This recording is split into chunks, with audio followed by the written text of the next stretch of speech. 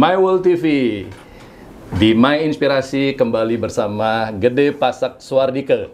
Siap. Swastiastu, Ble. Swastiastu. Pencerahan di bidang politik sudah. Manfaat, semoga bermanfaat. Ya. Karena kita punya pengetahuan, kita punya pengalaman, kita sampaikan kembali kepada yang menerima. Betul. Bisa dipakai apa tidak, itu ditutup pilihan. botolnya atau dibuka. Mau dikosongkan ini atau mau diisi. Apa mau tetap isi. Tetapi itu tetap pilihan. Apapun itu semuanya perlu proses. Semoga Bali ke depannya menjadi semakin baik. Betul. Kita bicara sekarang fenomena lain, deh. Ya. Kita belajar lain sekarang sedikit.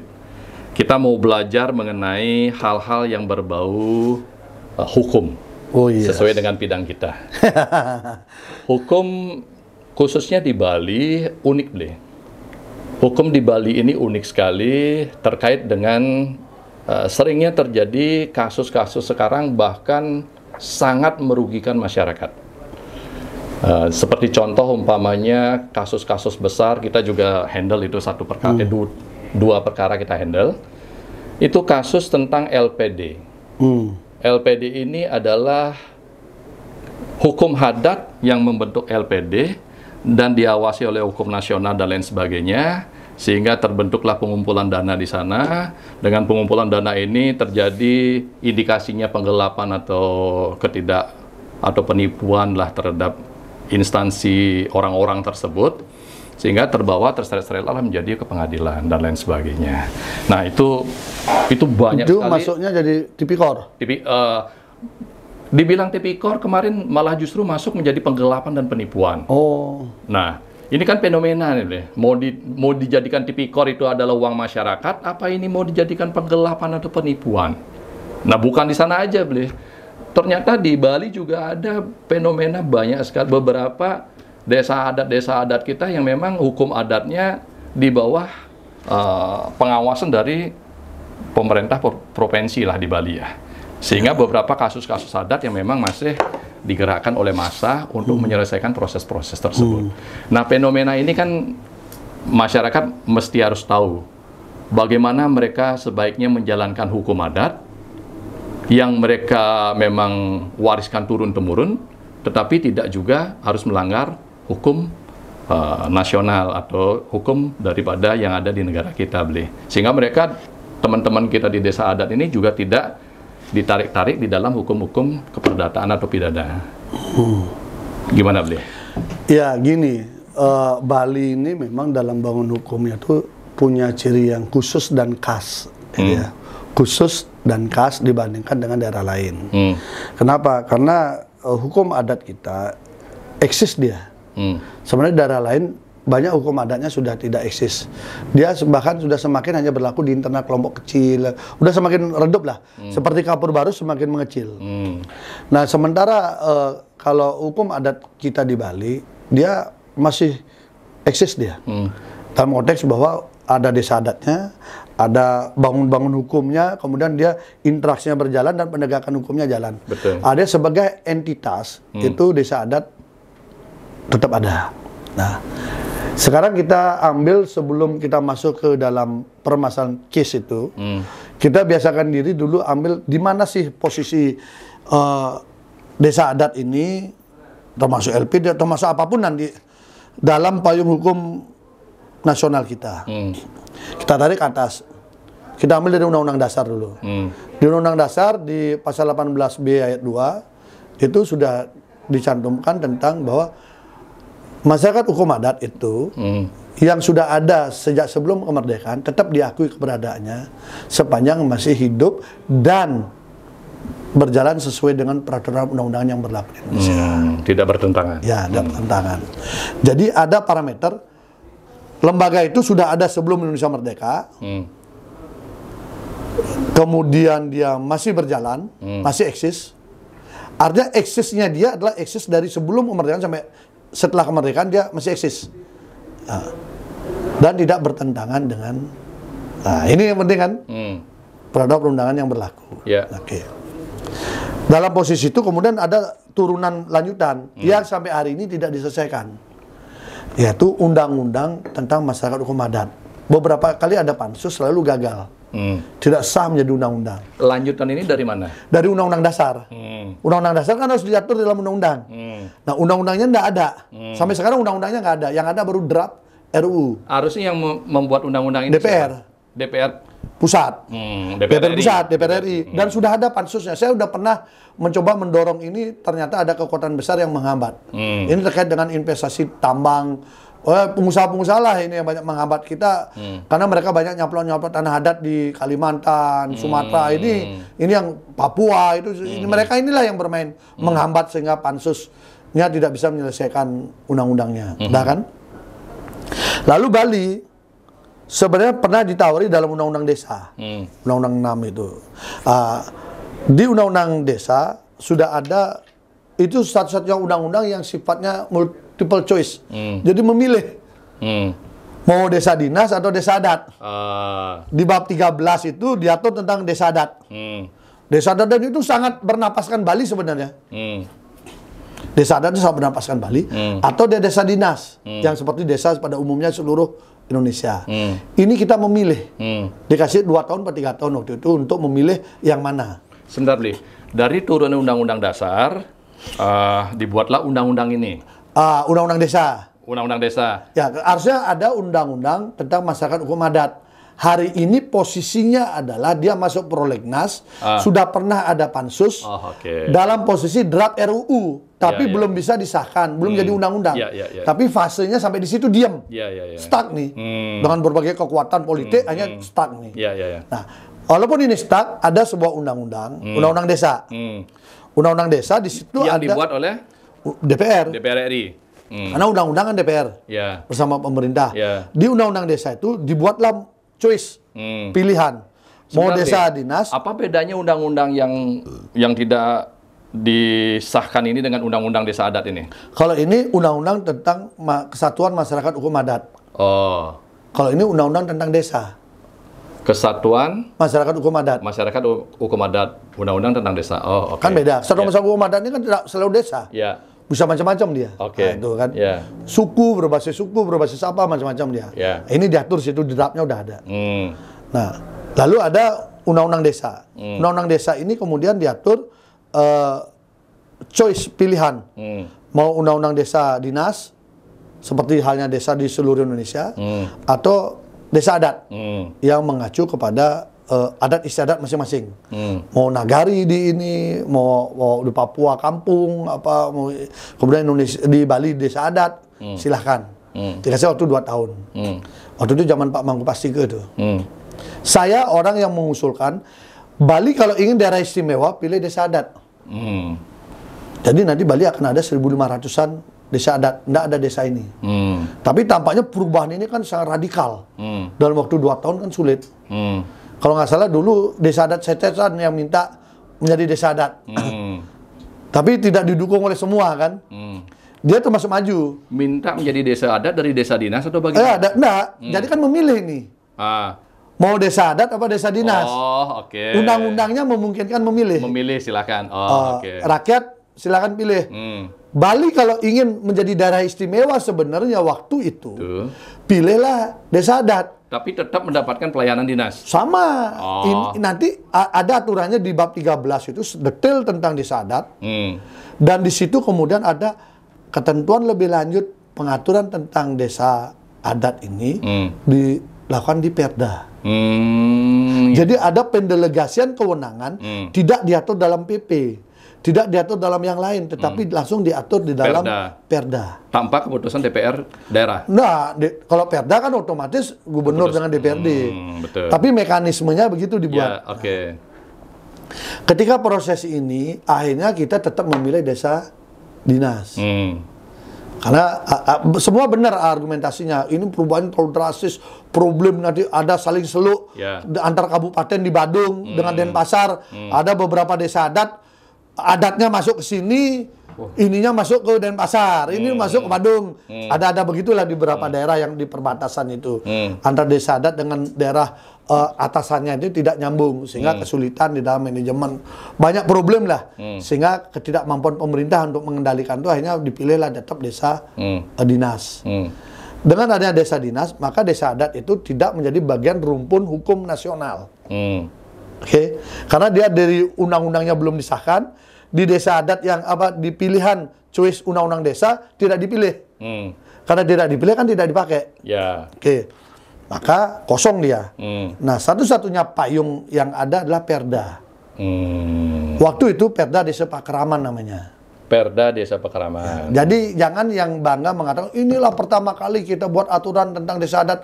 Enggak lah. Itu tahun berapa, Ble? Masih ingat? Oh, sebelumnya zaman Pak Mangku Pasike ini. Oh, udah jauh dulu, Ble? Jauh-jauh dulu. Namanya Perda tentang Desa Pakraman. Sebelumnya Perda tentang Desa Adat juga. Desa Adat juga. Bolak-balik namanya. Gitu.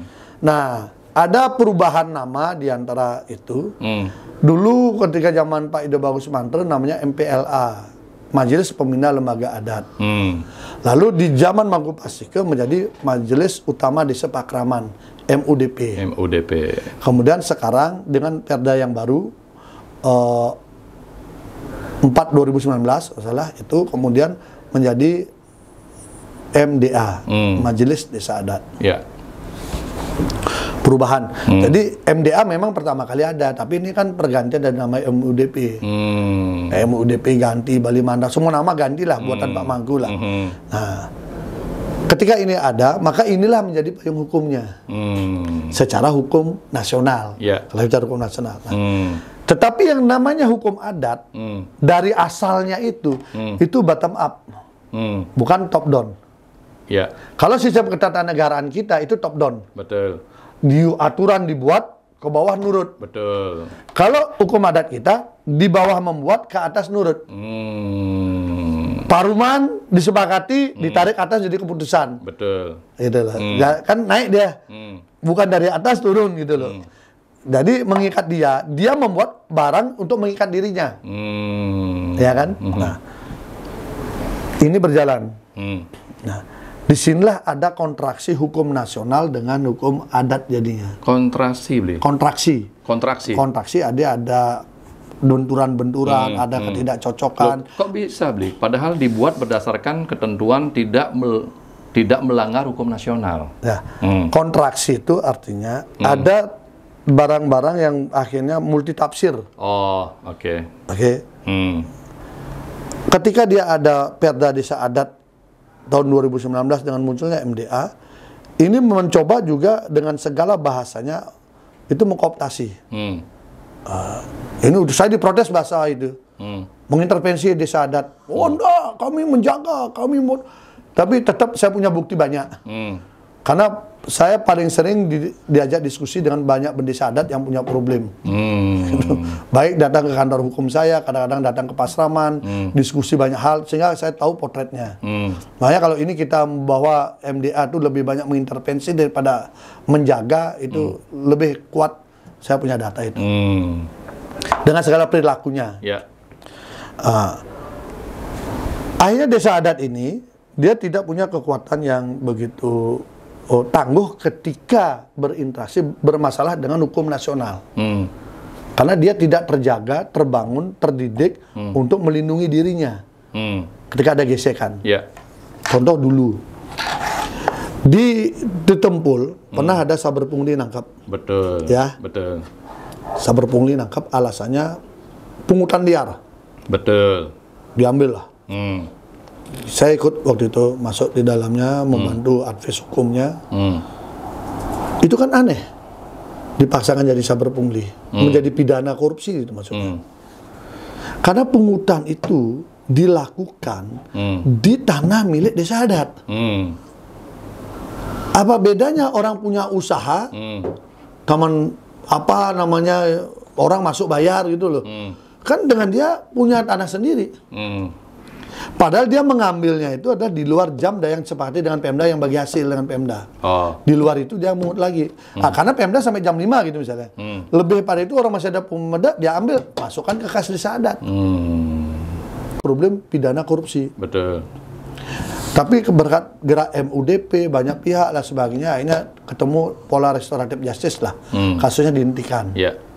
Tapi itu kan pola restoratif justice. Kasus dihentikan, bukan pola pengujian aturan di pengadilan. Betul. Ya, beda. Artinya di situ saya melihat ini lemah kita. Bagaimana dia mengelola tanah adatnya sendiri pun, dia memuat di situ dianggap sebagai pidana. Iya kan, terserah. Kalau saya punya tempat, saya bikin acara gini, saya pungutin 10.000, saya pungutin 20.000, kan saya yang punya tanah.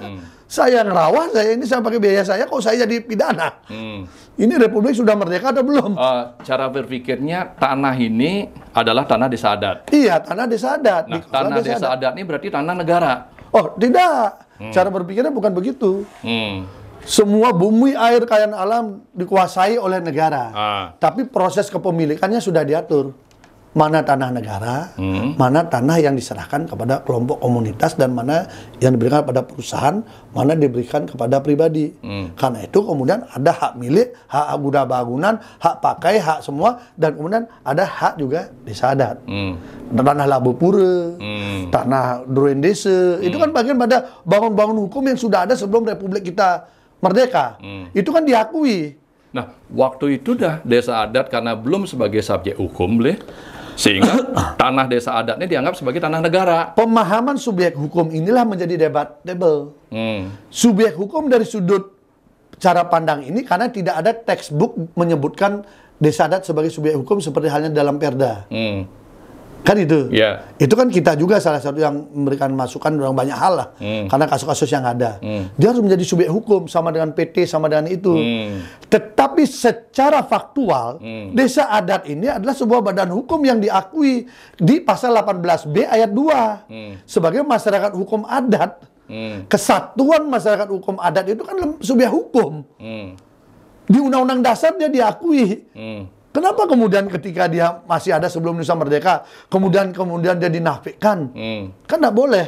Nah, itulah ruang tafsir menjadi luas, membuat desa adat kita tidak kuat.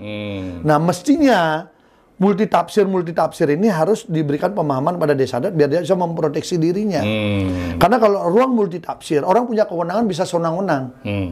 Nah, kita harus jaga. Nah, belajar dari kasus itu karena merembetnya ke Sanur. Betul. Kan Sanur juga pungutan, ada banyak lah sudah semua kan. Nah, itu kan kita juga sempat ada diskusi juga dengan pengelisir Sanur itu, sempat diskusi juga. Datang ke kantor sempat. Nah, kita coba carikan jalan ini. Nah, posisinya itu satu sisi ketika kita bicara desa adat. Nah, sekarang payung desa adat ini dia semestinya semua kebijakan harus dia polanya kolektif kolegial. Kalau ingin selamat. Kolektif kolegial, artinya selalu basis paruman. Apapun sangkepan, paruman, berita acara, jadi itu harus dijaga itu. Sehingga penghukumannya itu kolektif kalau dia dianggap salah, tidak personal. Itu satu. Nah, di dalam mengembangkan desa adat di zaman Pak Ido Bagus Mantre dibuatlah namanya LPD. Kenapa dibuat LPD? Pak Mantre almarhum sudah membaca ke depan bahwa desa adat ini akan mengalami beban finansial yang cukup besar untuk dia menjaga entitas, identitas, dan ciri khas dia sebagai desa adat. Dia memerlukan biaya sangat besar. Untuk mempertahankan aja nih, biar tetap ada seperti apa yang sudah dia lakukan dari turun-temurun ini, semua perlu biaya. Untuk apa itu? Merawat Wantilan, merawat pura, Odalan, Pujo Wali, tradisi-tradisi, semua itu biaya. Dan itu tradisi yang begitu banyak di Bali, inilah kemudian secara kolektif membuat Bali menjadi berbeda dengan daerah lain. Artinya kan bangunnya dari desa adat ini, terkolektifnya kan itu. Pak Mantre melihat ini perlu ada pembiayaan yang mandiri. Kalau tidak gitu berat, kalau hanya mengadakan peturunan berat. Maka muncullah LPD. LPD dibangun. Nah, karena dia masih baru, diikutkanlah dia ikut untuk pemerintah nyumbang uang. Ikut dalam dananya. 2,5 juta pertama, kemudian 5 juta. Uang zaman dulu. Kan tinggi lah. Ini modal awal. Kamu buat LPD. 5 juta lah. Yang sekarang paling tercatat 5 juta. Terbangunlah LPD.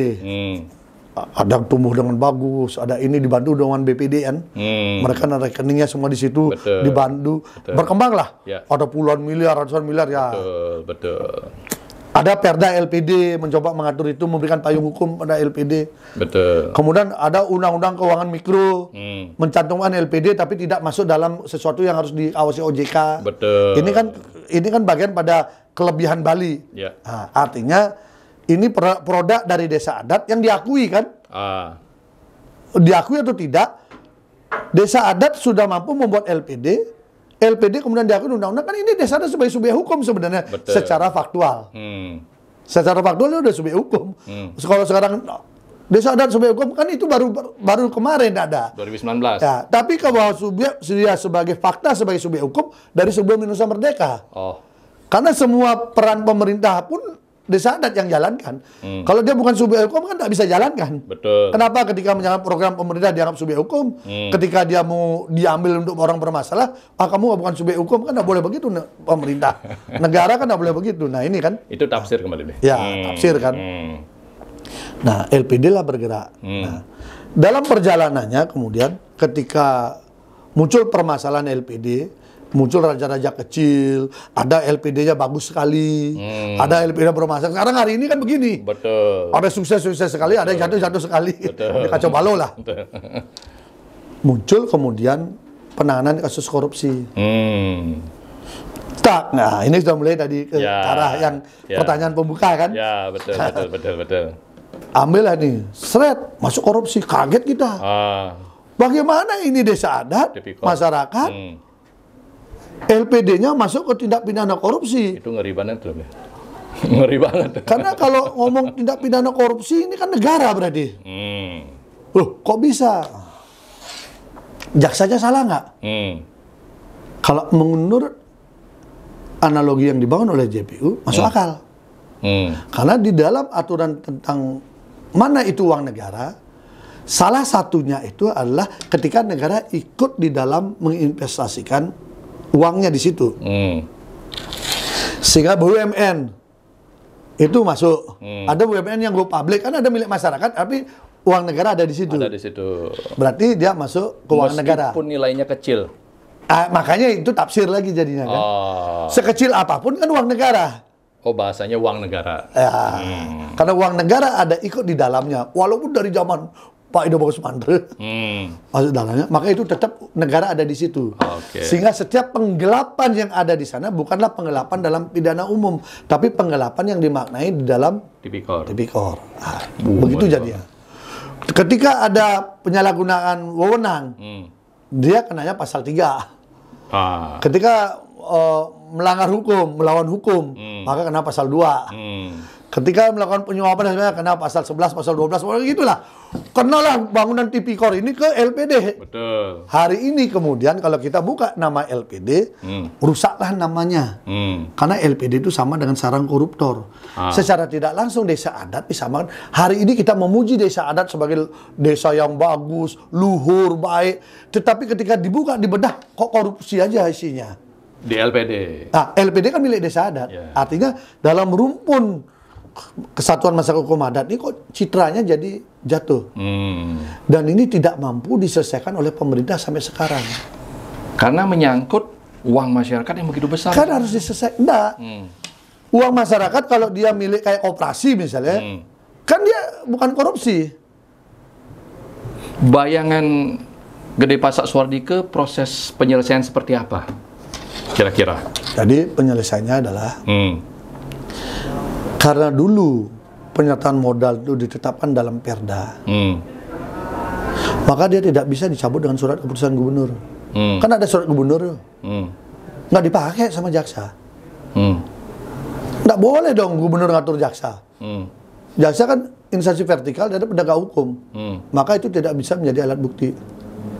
Makanya tetaplah kasus korupsi jalan. Alat bukti atau spergub, dana yang dulunya masuk ke LPD, bahwa itu sudah bukanlah udah dibahkan atau apa itu diabaikan. Kalau itu diabaikan berarti itu kan bukan uang negara deh. Nah, artinya diabaikan suratnya gubernur diabaikan. Tetap dianggap itu masih ada. Nah, bagaimana menyelesaikannya? Oh, ya mengerti. Oke. Bagaimana cara menyelesaikannya? Karena dulu APBD itu ditentukan dalam bentuk perda. Maka dia harus diputuskan dalam bentuk perda. Harus ada perda penyelesaian penyertaan modal yang pemerintah Provinsi Bali kepada LPD. Harus ada perda khusus menyelesaikan penyertaan modal itu. Penyelesaiannya lewat apa? Kalau menurut saya, mungkin aja ada tafsir yang lain boleh. Penyertaan modal ini bisa diselesaikan dengan 2. 1, mengibahkan sepenuhnya menjadi dana hibah bukan lagi status penyertaan modal. Oh, oke. Kalau dia menjadi dana hibah, maka tidak bebas. Kalau selama berbahasa penyertaan modal, maka selamanya dia menjadi uang negara. Betul. Yang kedua, dikembalikan. Karena dulu di 5 juta, bisa aja sekarang ditetapkan 25 juta. Ya. Semua LPD yang mengembalikan penyertaan modal pemerintah 25 juta, store ke kas daerah, maka dianggap negara, dianggap pemerintah provinsi tidak lagi ikut dalam penyertaan modal itu. Itu sepenuhnya milik desa adat. Bagus nih, Bli. Kan selesai nih. Harus selesai dalam bentuk perda. Betul. Karena sebuah ketentuan peraturan yang berlaku undang-undang, maka dia diselesaikan oleh undang-undang, bukan aturan di bawahnya. Karena dulu ditentukan oleh perda, maka harus diselesaikan dengan perda. Bukan dengan surat keputusan gubernur. Ya. Apa bedanya surat keputusan gubernur dengan perda? Perda ini masuk dalam rumpun regeling peraturan. SK gubernur masuk dalam basicing. Pergub. Nah, basicing dia. Basicing dia. Surat keputusan bukan peraturan gubernur, jadi surat keputusan ya. Oh, surat keputusan. Iya, hanya suratnya gubernur bahwa ini uang diiniin. Itu masuk dalam basicing. Jadi tidak masuk di rumpunnya. Ya. Nah, karena ini harus diselesaikan. Penyelesaiannya harus DPR bersama gubernur. Nah, penyelesaian ini akan menghilangkan kesan LPD dan desa adat itu sarang koruptor. Bahwa LPD itu bermasalah, iya. Tapi kan ada LPD yang baik juga. Tindak pidana umum. Maksudlah dia tidak pidana umum, kan? Kalau ada salah, ini lebih enak kita bela, Bli. Tipikor Bli tahu sendiri. Iya, makanya. Kita lawyer. Iya, makanya inilah penyelesaian politis yang menyelesaikan secara yuridis. Oke. Nanti orang yang sudah mengembalikan penyertaan modalnya, ini dikasih surat oleh gubernur. Bahwa ini tanda terima sudah dikembalikan dengan ini, maka pemerintah Provinsi Bali tidak lagi memiliki penyertaan modal di ini. Surat ini diberikan kepada masing-masing LPD. Pasti. Ini nanti akan menjadi bukti surat kalau menjadi masalah. Ya kan? Jadi ada perdanya, ada bukti surat bahwa dia sudah tidak lagi ikut dalam penyertaan modal. Maka ada 2 alat bukti surat.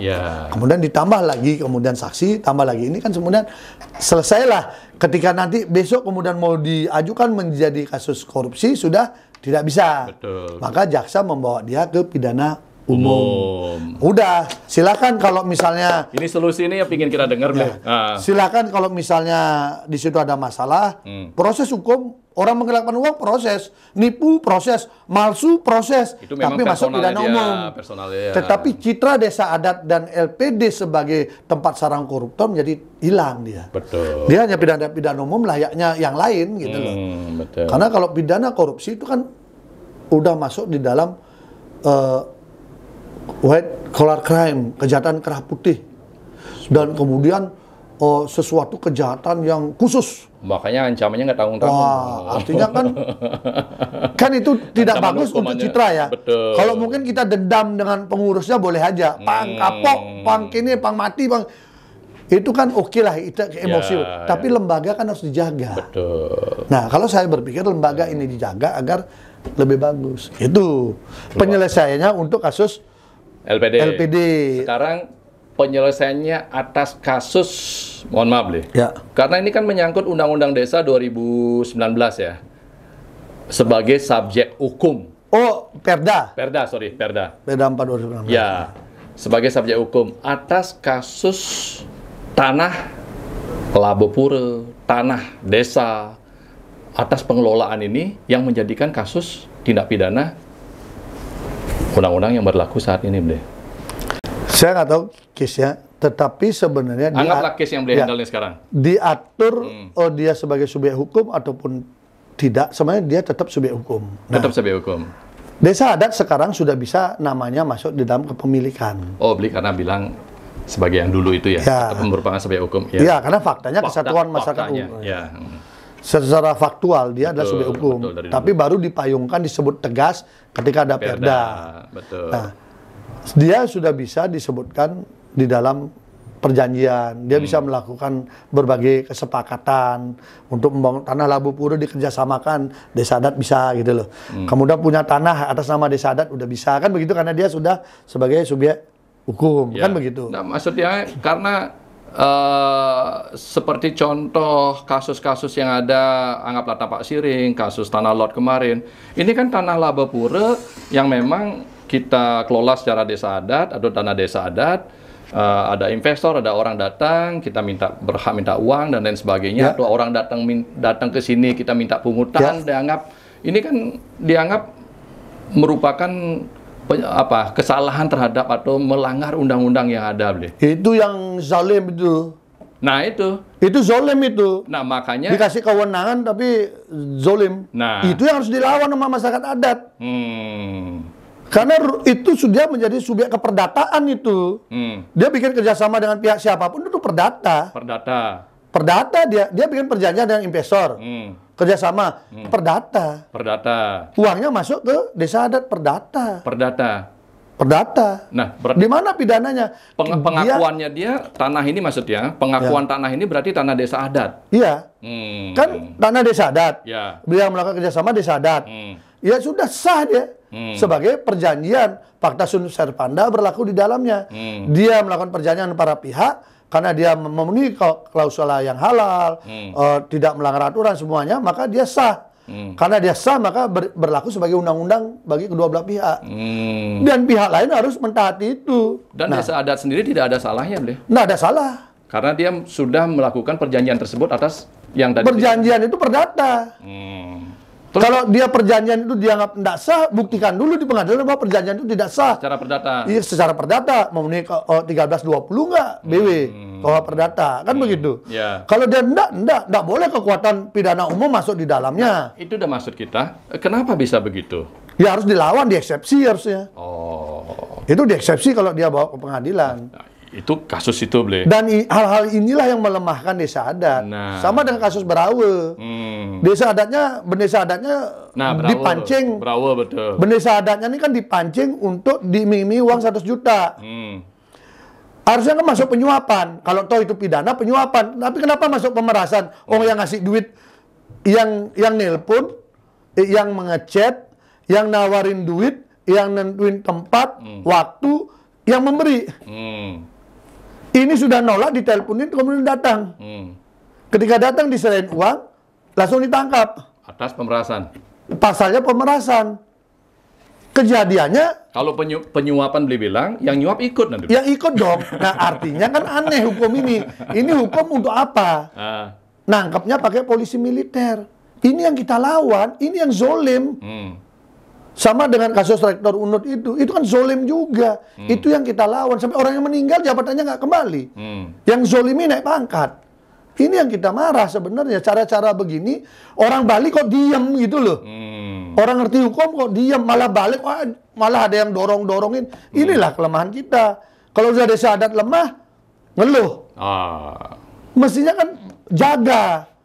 Kalau dia salahnya 1, ini ada 10. Yang 1-nya selesaikan, jangan 10-nya dihabisin. Bli, kalau Ini yang bikin saya kadang-kadang gregetan gitu loh. Kok begini hukum kita dan dibiarkan gitu loh. Nah, itu dia tuh, Bli. Kadang-kadang kita kan dibilang, pengacara bisa aja cari apa itu celah-celah. Tapi kalau tidak ada pengacara, akan banyak pelanggaran HAM terjadi. Kenyataannya memang seperti itu kan yang Bli sampaikan. Bli, kalau umpamanya kita bertanya mengenai status atas tanah desa adat, Bli. Ya. Status atas tanah laba pura, status atas tanah pengelolaan desa adat, Bli. Itu statusnya dia apa itu, Bli? Kepemilikan desa adat setempat apa pengaturan tetap ada di pemerintah itu? Kalau hak milik kan sudah diakui itu Ayan Desa. Kemudian itu udah banyak juga putusan yang melindungi. Nah, kalau dia punya laba pura, itu ada debatable. Karena ada pola pengempon. Ada undang-undang desa adat. Makanya statusnya itu harus masing-masing berbeda-beda. Apalagi di daerah pariwisata. Tiba-tiba dulu hanya sawah biasa atau tebing kosong, tiba-tiba nilainya sangat tinggi ketika datang investor kan. Sengketa lah mereka. Nah, itu semua. Ya itulah zaman kali kan. Ketika kali-kalian kalkulator ada angkanya jadi masalah. Ini kan kalau bakti kita lebih tinggi kepada ide sesunan kan mohon petunjuk di situlah. Masih dikasih jalan dan di solusinya. Karena kemarin ada orang konsul beli sama Tiang. Tiang juga bingung jawabnya nih. Pak, ini kan tanah saya tanah Labu Pura, di Pura A. Nah, di depan Pura A ini di pinggir pantai, Pak. Di pinggir pantai. Nah, orang yang parkir di pinggir pantai ini harus persetujuan atas Dinas Perhubungan untuk melakukan pungutan ini, Pak. Nah, terus kalau kami melakukan ini dibilang pungli. Nah, itu gimana tuh, boleh? Ya, karena itu harus dikomunikasikan oleh wakil rakyat, dibuatkan aturan. Karena urusan parkir itu kan ada di desa adat ini masih lemah dong, boleh? Meskipun dia diakui dia tanah. Dia lemah karena sering melemahkan diri, karena tidak pernah mau memperkuat diri. Karena beliau udah jelas mengatakan ini ada tanah Labu Pura. Sertifikat udah jelas juga. Terus sekarang dia mengut parkir nggak berani. Sekarang masalahnya ada pengaturan tentang parkir itu kalau nggak salah itu kewenangan ada di kabupaten kota, di Perda. Okay. Di Perda itu kan ada wakil rakyat. Dia tinggal tambahkan satu ayat. Untuk tanah yang dimiliki oleh desa adat berhak untuk melakukan pungutan. Selesai sudah. Ada payung hukumnya dah. Tidak akan tabrakan, tidak ada multitafsir lagi. Itu siapa yang bertanggung jawab? Wakil rakyatnya untuk buat Perda. Lah kalau wakil rakyatnya nggak ngerti kan gimana? Bingung desa adat. Ya bingung. Nah makanya besok-besok milih orang jangan karena dikasih bansos, karena dikasih beras, karena pilih orang yang mengerti masalah. Anda hari ini terima beras, terima uang 50.000, 100.000. Lebih baik nyari orang yang mampu bicara, mampu mengerti, mampu memperjuangkan dan memasukkan dalam payung hukum. Lalu Anda bisa dapat beras setiap hari, setiap saat, dan dibagi-bagi kepada seluruh ini karena aset itu kemudian bisa bermanfaat secara ekonomi.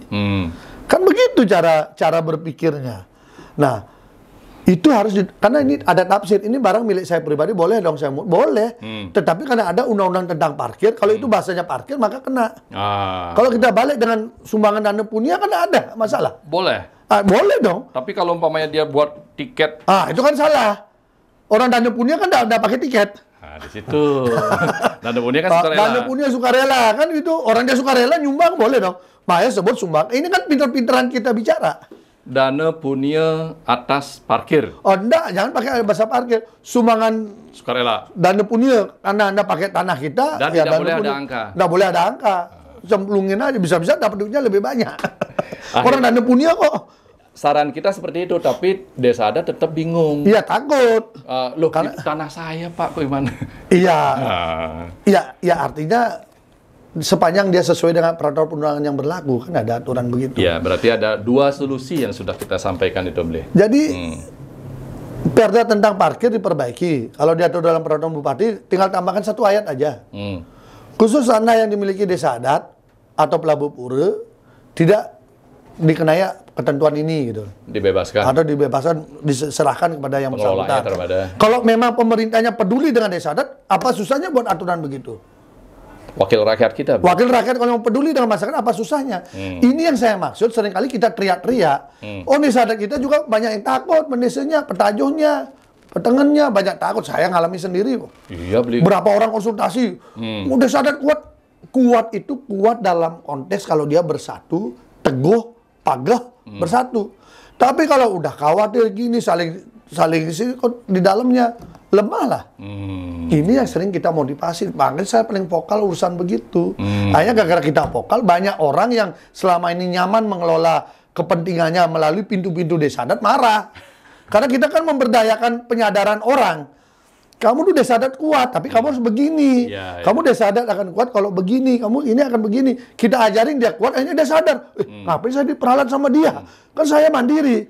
Mungkin kayak orang nge-gym. Orang nge-gym itu kan badannya sudah berotot. Tapi tatkala ada pelatih, loh kamu salah nih cara ngangkat besinya. Orang saya udah bertahun-tahun ngangkat besi begini. Mungkin seperti itu cara berpikir. Mungkin. Bisa jadi. Bisa jadi. Makanya sebenarnya pemberdayaan desa adat ini harus pemberdayaan wawasan juga. Tuh. Wawasan, permasalahan. Terhadap problem-problem yang ada dan bagaimana mengatasinya. Jadi jangan hanya, jujur aja sekarang Bali dengan tekanan investasi yang besar ini, coba bayangkan ya, kayak kasus desa adat Berawu. Yang ngurus izin aja, yang orang NTT itu dapat 3,6 miliar. Sekarang desa adatnya minta dia 5 miliar, tapi kemudian naik menjadi 10 miliar. Untuk desa adat, dia di OTT tetap minta loh, bukan maksa. dan dia ingin Sebentar, minta secara pribadi apa secara parum deh? Nah, jadi gini ceritanya. Parum itu akan dilakukan ketika dia sudah ketemu dengan investor. Oh. Orang ini tidak pernah mau dipertemuan sama investor. Calonnya ini menghalangi terus. Lalu disampaikan lewat calo ini.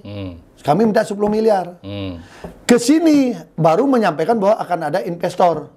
Tahu semua. Oh, oke. Tahu semua. Dan kemudian gambar tentang balai serbaguna itu sudah ditandatangani oleh pengurus semua yang akan diajukan. Mau dia membangun atau duit. Ada bangun, buktinya sudah ada itu. Sekarang kemudian dia disamakan dengan pegawai negeri Benih Sadat itu. Karena menerima honor, gaji itu, honor yang diterima, insentif yang diterima sama dengan gaji. Ini ya kemudian jadi perdebatan di persidangan. Apakah Benih Sadat itu seorang pegawai negeri? Disamakan dengan pegawai negeri? Itulah yang sedang dijerat. Kalau disamakan dengan pegawai negeri, hancur ini. Kalau cara berpikir disamakan dengan pegawai negeri, dasar berpikirnya apa, Ble? Karena dia dapat honor dari APBD. Tapi kan tidak ada SK. Ada SK. Oh, SK dari itu SK Bupati, SK. Ya. Karena itu kemudian dia disamakan dengan pegawai negeri. Wih, Padahal ada aturan, seorang pegawai negeri tidak boleh double terima.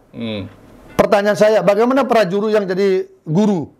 Bagaimana prajurit yang polisi? Betul. Bagaimana prajurit yang TNI? Notaris. Bagaimana yang ada desa adat notaris teman ya, kita. nah, artinya gini, yang dia terima gaji. Oh, yang terima gaji, oke. Kan seorang pegawai negeri ASN itu dia tidak boleh menerima dua sumber gaji. Betul. Tunjangan boleh, Betul. honor boleh, Betul. insentif boleh, Betul. tapi gaji dia harus satu. Ya, betul. Pertanyaannya, kalau itu uang yang diterima Desa Adat itu dianggap dan prajurit adat dianggap sebagai gaji, bagaimana dengan Desa Adat yang sebagai guru, TNI, Polri, atau PNS yang lain di pemerintahan? Kan double. Berarti mereka ini sudah menyimpang, semuanya sudah jadi pidana. Dan itu tidak hanya Desa, prajuritnya juga. Ini logikanya kan logika yang melemahkan Desa Adat. Dan Desa Adatnya diam karena MDA-nya menekan. Kamu jangan ikut-ikut. Saya berani tahu. Karena begitu kejadian itu MDA-nya langsung turun ke bawah, buat pernyataan tertulis bahwa ini tidak tahu menahu, orang ini tidak dikasih ketemu dengan Desa Adatnya. Oh. Itu kejadian kenapa saya marah dengan MDA. MDA ini hadir untuk mengawal investor atau untuk menjaga Desa Adat dan prajurit. Bajunya baju Desa Adat, tapi kelakuannya kok kayak bela investor. Tahu nggak investornya berapa tuh? Nilainya triliunan di situ. Wow. Tanahnya pakai tanah Pemprov Bali. Itu yang kita bela. Pakai tanah Pemprov Bali, Desa Adatnya dikasih 9 hari, 10 hari. Investornya dikasih 67 hari. Orang Rusia dikasih 67 hari. Satu Desa Adat yang dikasih segitu. Cara berpikirnya, orang itu memang untuk memperkuat Desa Adat atau dia memanfaatkan aja kepentingan pribadi. Kita teriak begitu, balik kita dibilang melemahkan Desa Adat. Mana hanya melemahkan? Kamu yang melemahkan. Udah pakai nama Desa Adat, dapat uang dari pemerintah untuk ngelola itu, kamu juga yang melemahkan perjuangan Desa Adat. Iya. Itu yang saya lawan. Makanya kita aja, oh enggak bener ya. Ngomong, ya udah debat aja deh. Saya punya data banyak kok kelakuan dia. Mau nggak? Nggak ada sampai sekarang. Nah ini, kalau kita mau memperkuat Desa Adat kita, Desa Adat kita, prajurit kita harus dia punya strong leadership juga, dan dia harus punya keyakinan diri melawan keluar. Kalau nggak gitu dilemahkan, hanya pakai alat aja Desa Adat. Hanya jadi alat, berarti dia jauh dari spirit Desa Adat zaman dulu. Punya otoritas, berwibawa, ditakuti. Jangankan melanggar orang, takut keturunan nak bayarnya takut. Betul. Kan sekarang hilang wibawa itu karena sudah dicampuri politik, apa semua macam-macam. Udahlah jadi kacau balau, tapi selalu bahasanya pemberdayaan. Tapi yang dibuat apa? Membuat tidak berdaya. Bukan pemberdayaan, tapi dibuat tidak berdaya. Karena rohnya dulu kan Desa Adat datangnya dari bawah ke atas. Iya. Kalau aturan beli kan dari pusat di bawah ke daerah. Ya. Makanya kasus misalnya itu udah kasus Tamak Siring, bagaimana kita meyakinkan Bendesa, wakil Bendesa, bagaimana dia harus kita yang ngomong memberitahukan begini. Ada beberapa kasus yang izinnya dipersulit oleh MDA, SK-nya dipersulit. Ngapain? Bendesa adat kok jadi akhirnya merengek ke MDA, padahal MDA tahun 2019 baru ada. Ini desa adat udah ada sebelum merdeka, dia selama ini udah jalan. Kok gara-gara SK kemudian dipersulit ini itu kan kacau. Ya, nanti beli nggak dapat bansos kalau nggak ada. Ya, itu kan nggak benar. Zaman MUDP tidak begitu. Dapat dia uang dari Pemda. Ini kan karena kelakuan dia pegang uangnya, dia pegang baru dia atur orangnya. Ini kan psikologi politik yang dimainkan, tidak secara formalistik politik, tapi psikologi politik dia lakukan. Dia ikat orang tanpa tali. Ya ini SK. Begitu orang meng-SK kan, sekarang mau tanya. Kalau kita terima SK dari seseorang, orang itu pasti atasan kita. Betul. Oh enggak, kami membantu. Omongmu membantu. Tapi psikologi politik kekuasaan, kamu sudah struktural mengintervensi. Kemandirian, otonomi desa adat udah nggak ada dengan SK itu. Apalagi ikut melantik. Apalagi ini itu. Apalagi nggak mau mengeluarkan. Ancaman nggak kasih duit. Ini kan sudah merusak tatanan yang saya bilang, itu yang saya protes. Lalu saya diserang lah, MDA, ini nggak ngerti apa. Kalau saya nggak ngerti apa, ya kita debat lah. Padahal tujuannya beli kan hanya untuk bahwa teman-teman di desa adat mesti kita perkuat lagi. Iya, perkuat. Dan kita bangga lah punya desa adat deh. Bangga. Skripsi saya tuh tentang LPD. Itu tahun 93. Mungkin pengurus MDA sekarang nih belum berpikir tentang desa adat gitu. Tapi kita skripsi saya tahun 92, 93. Jadi 92 akhir saya selesaikan itu sudah bicara tentang LPD. Mana kemudian dia bilang kita nggak ngerti tentang desa adat? Klien-klien saya yang banyak konsultasi banyak orang desa adat. Kita sama desa adat bukan satu lagi saya. Karena saya tempat tinggal di sini-sini semua saya ikut desa adat. Tapi memang kadang-kadang gitu beli ya. Kadang-kadang kita diobati, pil ini pahit beli. Itu yang tidak bisa kita terima. Iya, padahal segar padahal. Padahal tujuannya adalah menyehatkan. Oh, Pak Suardike, kamu mohon maaf, ada masalah dengan hidung. Loh, hidung saya dioperasi. Padahal itu kan menyehatkan. Beli dimatikan sebentar, disuntik, disiksa, mungkin tidak boleh sadari. Dibius di ini macam. Nah, padahal itu adalah proses penyehatan. Itu pun mungkin proses ini beli. Iya, seperti yang beli bilang tadi, ya itu pun proses ini. Seperti yang beli bilang tadi. Oh, Pak Arta, diskusi itu kan harus berbeda. Bukan berarti kita berbeda, kita suka apa tidak suka atas orangnya, tetapi kita harus berbeda untuk mendapatkan hasil yang maksimal atas permasalahan yang memang harus kita perbedakan dulu. Perdebatan yang keras dari berbagai multidimensi akan menghasilkan sebuah konklusi keputusan yang jauh lebih bagus dibandingkan sesuatu keputusan tanpa ada perdebatan.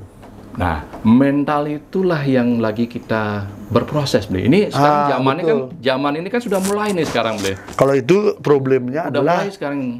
Problemnya adalah begini, karena Indonesia ini tingkat literasi dan IQ-nya paling rendah. Ya kalau Bli mendebat saya di depan desa adat, 1 tahun saya tidak ajak omong, Bli. itu masalahnya. Padahal kan mental kita belum siap berbeda di depan orang. Ini kengken pasak nyama ya. Adi gitu anggar ke. Betul kini betul yang beleleng, adi nak beleleng gitu anggar. Ini betul ruling gianya, adi nak gianya senglah wirang. Bukan begitu.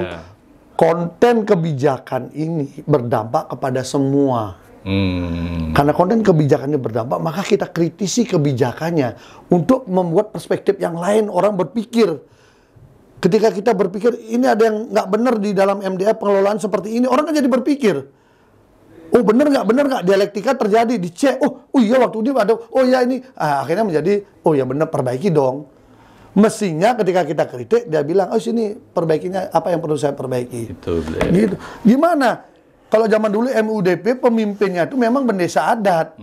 Ini pemimpin bendesa adat, orang nggak pernah jadi bendesa adat. Kemudian minta dipanggil yang mulia. Kan kacau feodalistik kita nih. Oke, Bli. Terima kasih banyak, Bli. Iya. Perdebatan hari ini ternyata Bapak Ibu dimanapun berada, perbedaan itu penting.